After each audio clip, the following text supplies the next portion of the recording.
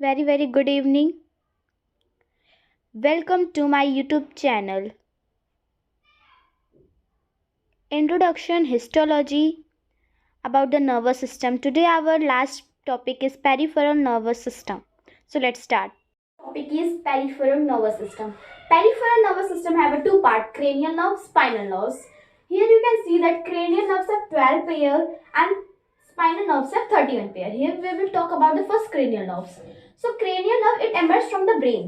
ये ब्रेन से शुरू होता है और सप्लाई करता है हमारे जितने पार्ट्स हैं ब्रेन हमारे जो जितने पार्ट्स ब्रेन मीन्स हेड में जितने पार्ट्स है उसको ये सप्लाई करता है और इसमें होते हैं 12 pair of cranial nerves.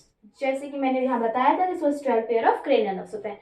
Spinal nerves सो ये स्टार्ट होता है जो हमारे पार्ट्स हैं स्पाइनल कॉर्ड की. स्पाइनल कॉर्ड्स के पार्ट से ये शुरू होता है और सप्लाई करता है हमारे पूरे बॉडी पार्ट्स में जितने भी डिफरेंट बॉडी पार्ट्स है उसमें. और इसके पास इसलिए 31 पेयर ऑफ स्पाइनल नर्व्स है क्योंकि आप लोग देख सकते हैं हमारा जो ये हेड है वो स्मॉल है, बॉडी कंपैरिजन में तो छोटा है. सो इसलिए ये जो हमारा जो बॉडी है बड़ा है इसलिए इसमें 31 पेयर ऑफ स्पाइनल नर्व्स होते हैं और जो क्रेनियल नर्व है उसमें 12 पेयर ऑफ क्रेनियल नर्व्स होते हैं. तो यही था हमारा difference. Now we will talk about the neuron. Now start neuron. Neuron के पास भी हमारे जो न्यूरॉन है ये एक सिस्टम है जो बनाया गया है नर्वस सिस्टम के द्वारा. एक सिस्टम है जो बनाया गया है. ये बहुत द हाईली स्पेशलाइज्ड सेल है हमारे बॉडी में. बहुत हाईली स्पेशलाइज्ड सेल्स है हमारी बॉडी में. सो इसीलिए ये हाईली स्पेशलाइज्ड सेल है, इसीलिए हम इसको कहते हैं न्यूरॉन. और जो न्यूरॉन है ये स्मॉलेस्ट फंक्शनल यूनिट. अगर कोई पूछ ले कि आपका न्यूरॉन का जो ये यूनिट क्या है तो बोलेंगे ये स्मॉलेस्ट और फंक्शनल यूनिट है किसका, नर्वस सिस्टम का. नाउ इसमें एक स्मॉल गैप होता है न्यूरॉन में हमारे. उस स्मॉल गैप को हम बोलते हैं सिनेप्स. अब हमारे कुछ 3 पार्ट्स होते हैं हमारे न्यूरॉन के. एक रिसेप्टर होता है, एक इफेक्टर होता है और एक रिले न्यूरॉन होता है.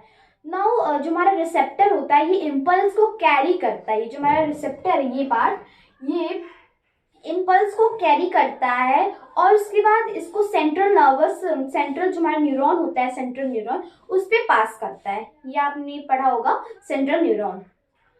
और जो हमारा अफेक्टर है ये भी इम्पल्स कैरी करता है बट ये सेंट्रल नर्वस सिस्टम को अफेक्ट कर देता है इसलिए इसका नाम अफेक्टर है. रिले आपने पढ़ा होगा, relay means let off the thing.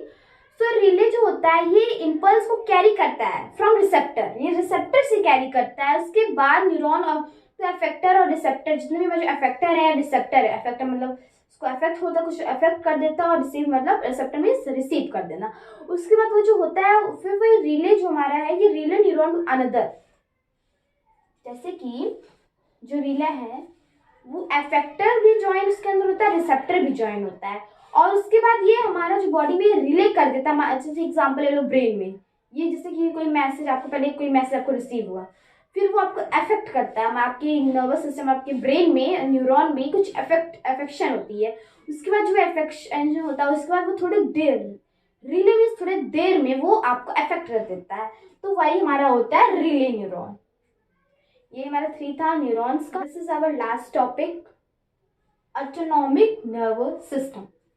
तो ये ऑटोनॉमिक नर्वस सिस्टम 7 क्लास में इसके बारे में कुछ ज़्यादा नहीं है बट है तो 2 टाइप्स के होते हैं. ये जो हमारा ऑटोनॉमिक नर्वस सिस्टम है ये 2 प्रकार के होते हैं, एक सिंपैथेटिक सिस्टम और एक पैरासिम्पैथेटिक सिस्टम. तो जो ये सिंपैथेटिक सिस्टम है वो स्टिमुलेटरी इन एक्शन, वो थोड़ा स्टिमुली में एक्शन करता है. ये थोड़ा स्टिमुलेटरी एक्शन है इसका. और जो इसका है ये इनहिबिटरी एक्शंस होते हैं इसके अंदर. और जो ये दोनों सिंपैथेटिक एंड पैरासिम्पैथेटिक सिस्टम ये दोनों हमारे इनवॉलंटरी एक्शंस है. जो एक्शंस हमारे अंदर होते हैं वो इनवॉलंटरी एक्शंस. ये जो ऑटोनॉमिक नर्वस सिस्टम था ये कुछ ज़्यादा इसका वर्क नहीं होता है. बस ये से बताया जाता है कि इससे कुछ हैबिट्स हमारे जो हैबिट्स हम करते हैं ना वो इसी दोनों के द्वारा हम लोग करते हैं. So our lesson is completed. Thank you for join us on YouTube. Subscribe now.